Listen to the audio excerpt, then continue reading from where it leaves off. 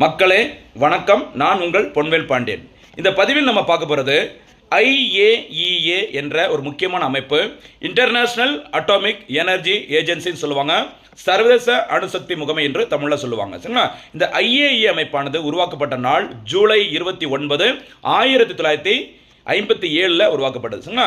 இந்த IAEA அமைப்பு தான் வேர்ல்டு லெவலில் அணுசக்தி உலைகள் எத்தனை இருக்குது, அது எந்த மாதிரி விஷயங்களுக்கு நல்லா பயன்படுத்துகிறாங்களா, இல்லை ஆக்கப்பூர்வமான விஷயங்களுக்கா, இல்லை அழிவுக்காக பயன்படுத்துகிறாங்களா, எல்லாத்தையும் கண்காணிக்கிற ஒரு வாட்ச் ஸ்டாக் தான் இந்த IAEA அமைப்பானது. சரிங்களா?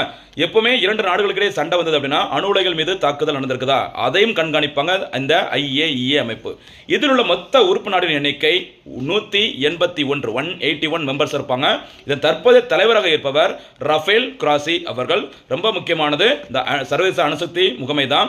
வேர்ல்டு லெவலில் சரிங்களா இந்த அணுசக்திகள் முக்கியமாக எல்லாம் கரெக்டாக பயன்படுத்துகிறாங்களா, அதுவும் முக்கியமாக இந்தியா பாகிஸ்தான் போர்லையும் இந்த IAEA அமைப்பு ரொம்ப முக்கியமாக கண்காணிச்சுட்டு இருந்தாங்க.